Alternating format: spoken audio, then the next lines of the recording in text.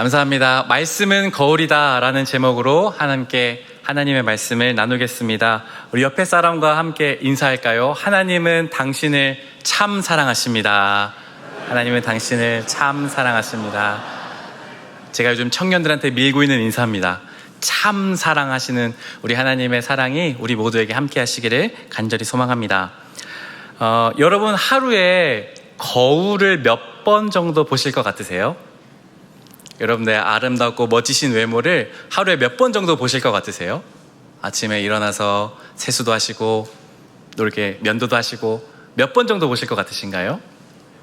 3번 보시나요?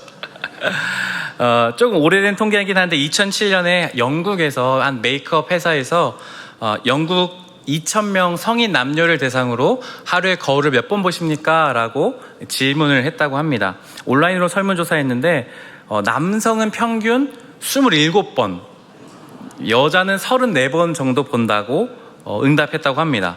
최대로 많이 보는 사람은 남자는 66번, 여자는 71번까지도 보는 사람이 있다고 했습니다. 물론 이제 영국 사람들의 기준이지만요. 오늘 우리가 읽은 본문 말씀은 아주 단순하고도 아주 당연한 원리를 가져와서 우리에게 말씀하고 있습니다. 말씀은 마치 우리가 날마다 수십 번씩 보는 이 거울과도 같은 역할을 한다라고 말씀하고 있는 것입니다.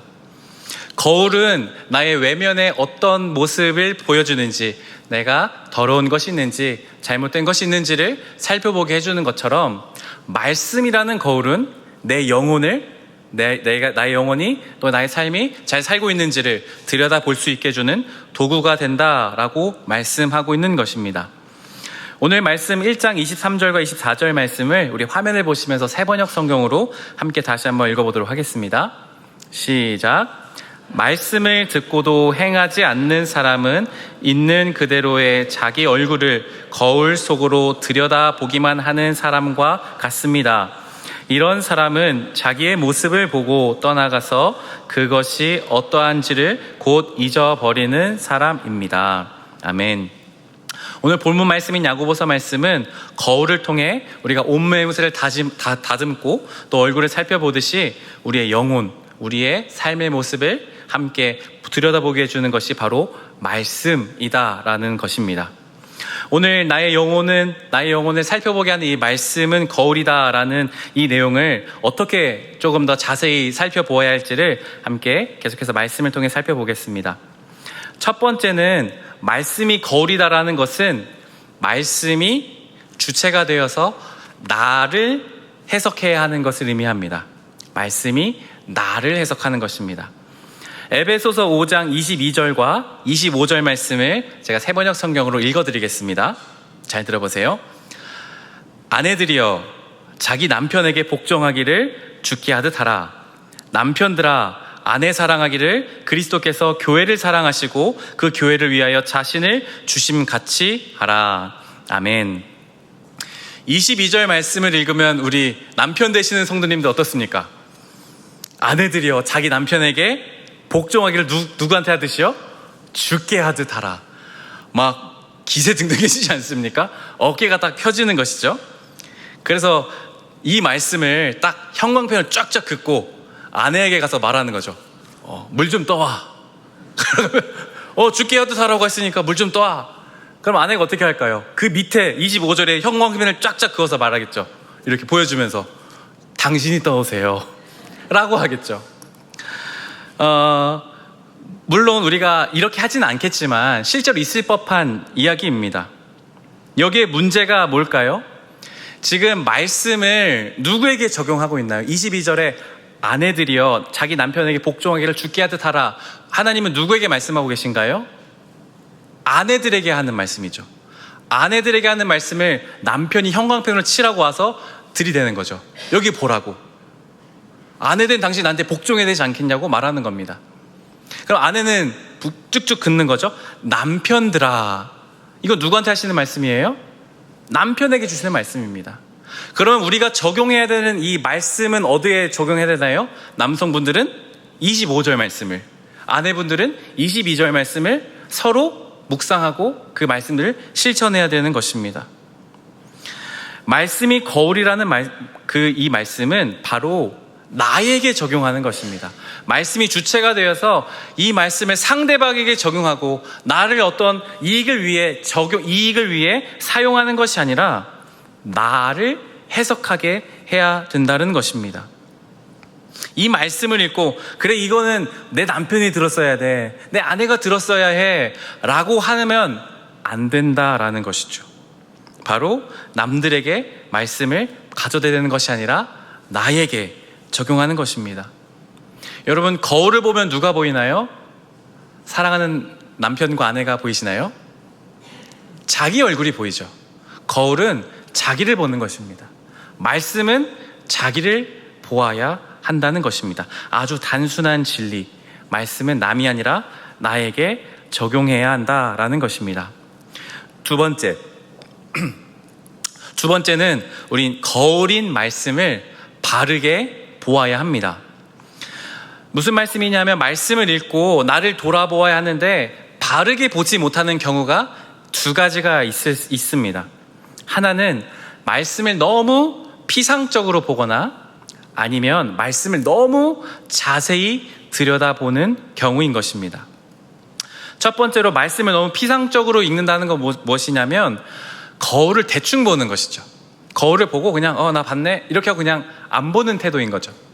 말씀을 읽을 때 이 말씀이 어떤 의미인지 나에게 어떻게 말씀하시는지를 살펴보기보다 그냥 말씀을 읽어야 되니까 읽으라고 하니까 그냥 읽기를 위한 읽기를 하는 거죠.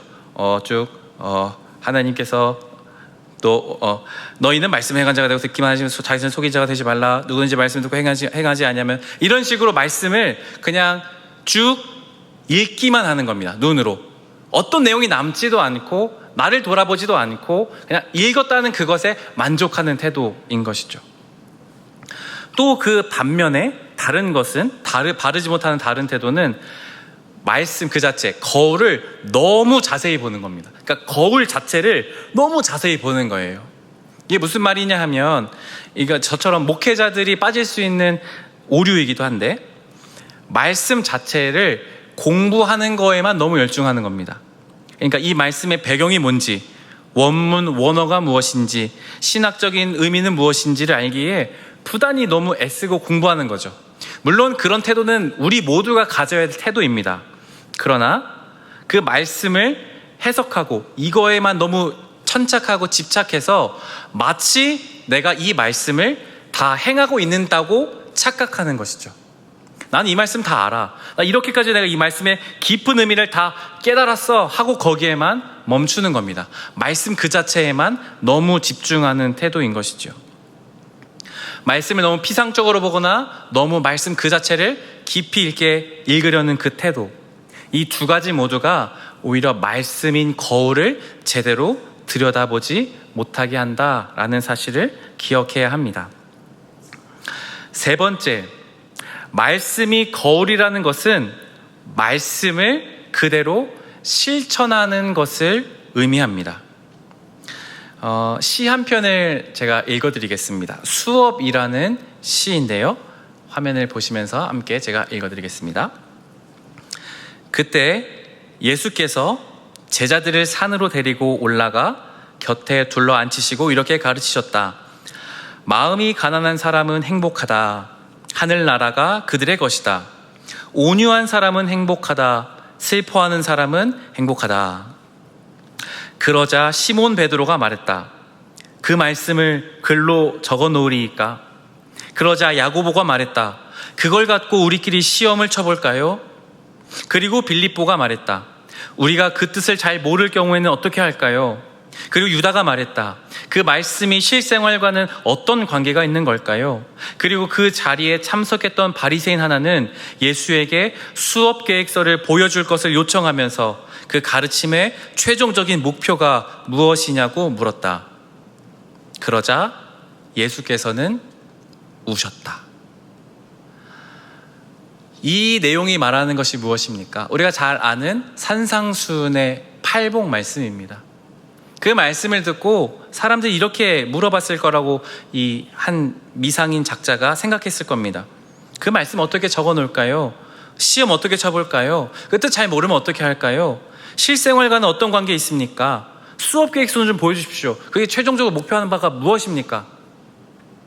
예수님이 우셨다는 거예요. 왜 우셨을까요?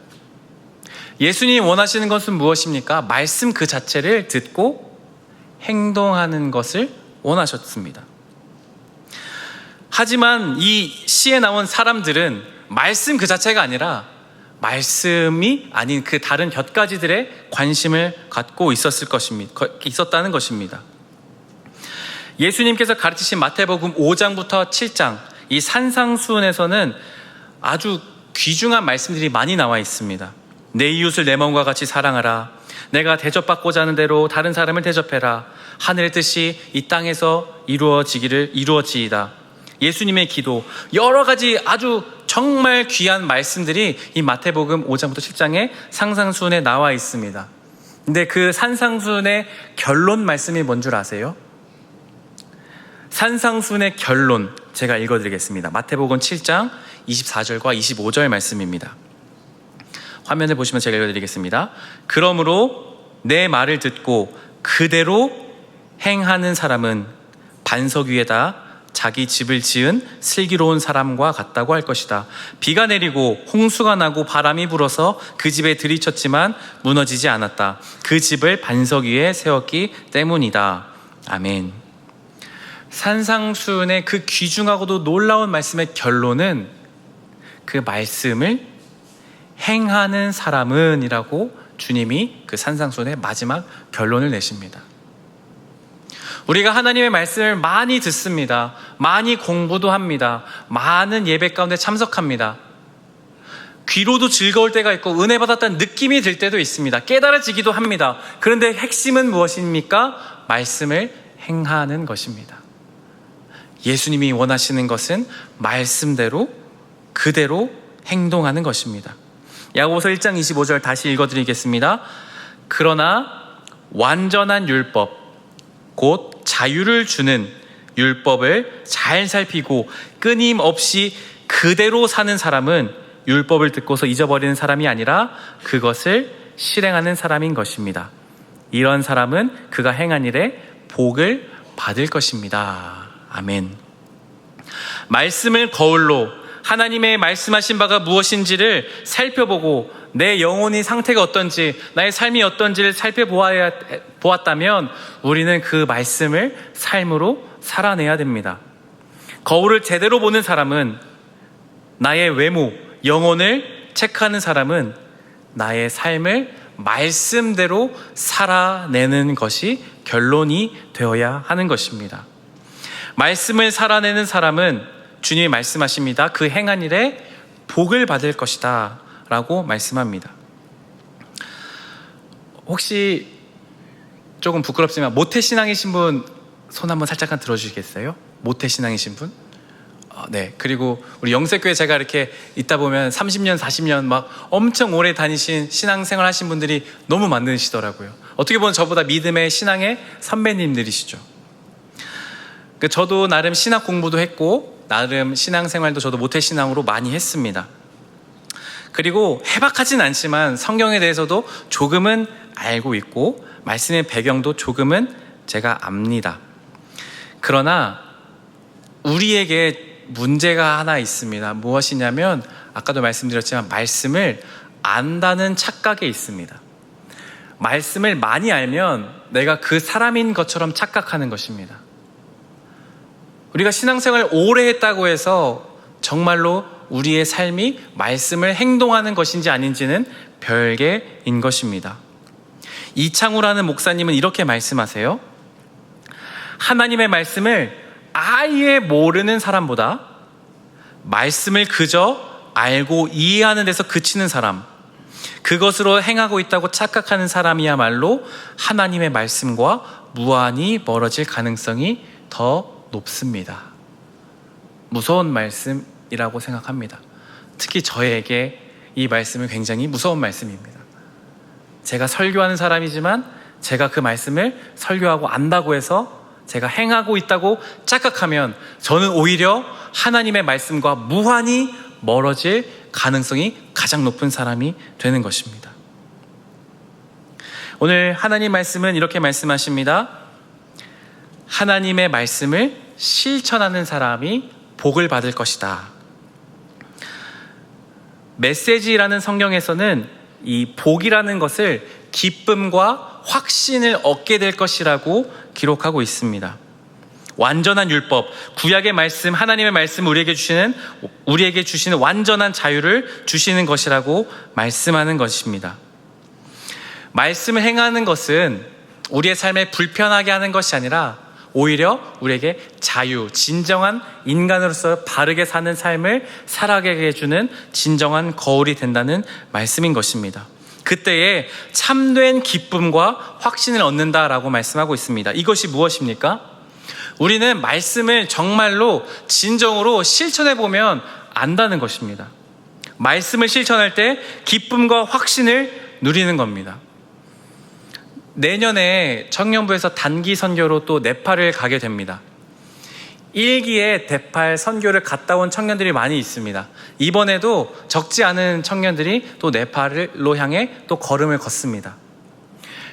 비행기 표도 비쌉니다. 그리고 일주일 동안 가야 돼요. 직장인의 연차도 몇 개씩 써야 되고요. 가면 힘들다고 하더라고요. 덥기도 하고요. 많이 걸어야 되기도 하고 또 음식도 잘 안 맞을 수도 있다고 하더라고요. 그런데 왜 갈까요? 말씀을 실천해 본 사람은 아는 것이죠. 그 안에서 말씀을 실천해서 주님의 음성을 따라 네팔을 향해 걸어간 그 사람은 주님이 주신 기쁨이 이런 것이구나. 섬김의 기쁨이 이런 것이구나. 하나님 말씀에 순종해 보니 누리는 복이 이런 것이구나라는 것을 아는 것이죠. 말씀을 실천하는 사람은 우리는 압니다. 기쁨과 확신이 생긴다는 것. 물론 고생스럽고 말씀을 지키는 것이 수고스럽습니다만 말씀을 실천할 때 그때의 세상이 줄 수 없는 그 기쁨과 우리에게 주신 하나님의 참된 평안이 있다는 것을 우리는 경험적으로 알고 있습니다. 그러니 우리는 말씀을 실천해야 하는 것입니다. 마지막 네 번째는 우리가 할 수 있는 것부터 말씀을 실천해야 되는 것입니다. 우리가 말씀 실천해야 되는 것은 모르시는 분 아무도 없습니다. 근데 문제는 뭐냐면 우리에게 말씀이 사실은 너무 어렵다는 것입니다. 어떤 뜻인지 하나님의 말씀이 때로 이거 읽어도 무슨 말인지 모를 때도 사실 있습니다. 그래서 어떻게 말씀을 실천해야 되는가 모르는 것도 있습니다. 그래서 지레 우리는 말씀 실천하기를 포기할 때도 있습니다. 그런데 여러분, 말씀이 그러면 우리가 다 이해가 되면 말씀을 실천할 수 있을까요? 말씀의 뜻이 100% 하나님의 뜻이 무엇인지 다 알게 되면 우리는 그때 말씀을 실천할 수 있을까요? 아닙니다. 지금 깨달아지는 것부터, 할 수 있는 것부터 실천하면 됩니다. 항상 기뻐하십시오. 쉬지 말고 기도하십시오. 범사에 감사하십시오. 여러분의 이웃을 여러분의 몸처럼 사랑하십시오. 여러분의 목숨을 위해 먹을 것, 마실 것, 무엇을 입을까 염려하지 마십시오. 이게 무슨 뜻인지 여러분 설명을 해야만 이해가 될까요? 그냥 알 수 있는 말씀들입니다. 이해가 되는 말씀부터, 우리가 할 수 있는 말씀부터 하나하나 실천해 나가는 것입니다. 바로 그러면 하나님께서 우리에게 행할 능력을 주시는 것입니다. 말씀이 점점 깨달아지고 우리의 삶이 점점 말씀의 거울로 나를 살펴보며 더욱더 주님 기뻐하시는 모습으로 변화되어 갈 줄 믿습니다. 사랑하는 영세교회 성도님 여러분, 우리가 매일 거울로 나의 외모를 들여다보듯이 우리는 말씀의 거울로 우리 스스로를 들여다보아야 합니다. 말씀이 나를 해석하도록, 다른 사람이 아니라 바로 나를 해석하도록 천천히, 그리고 이 뜻을 구하며 성령님의 도우심을 구하며 읽어가야 합니다. 그리고 나의 못난 모습들을 주님께 올려드리고 또 주님께 능력을 구하며 행할 수 있는 말씀부터 실천하시기 바랍니다. 그때에 하나님께서 우리에게 세상이 줄 수 없는 기쁨과 확신을 주셔서 더욱더 그리스도 닮아가는 모습으로 변화시킬 줄 믿습니다. 이런 귀한 은혜가 우리 모두에게 함께 하시기를 간절히 소망합니다. 기도하겠습니다. 하나님, 주님의 말씀은 거울과도 같습니다. 이 거울인 주님의 말씀을 우리가 외면하지 않게 하여 주시옵소서. 이 말씀을 통해 날마다 우리의 삶과 우리의 영혼을 돌아보게 하여 주십시오. 우리가 안다고 착각하는 삶에서 떠나게 하시고 겸손하게 주의 음성에 귀 기울이며 성령의 도우심을 날마다 구하며 이 말씀으로 나의 삶을 돌아보며 주님 닮아가는 모습으로 살아가며 실천할 수 있게 하여 주옵소서. 그리하여 주님 주시는 참된 확신과 기쁨을 가지고 살아갈 수 있는 우리의 참된 삶이 될 수 있도록 역사하여 주시옵소서. 감사드리며 예수님의 이름으로 기도드립니다. 아멘.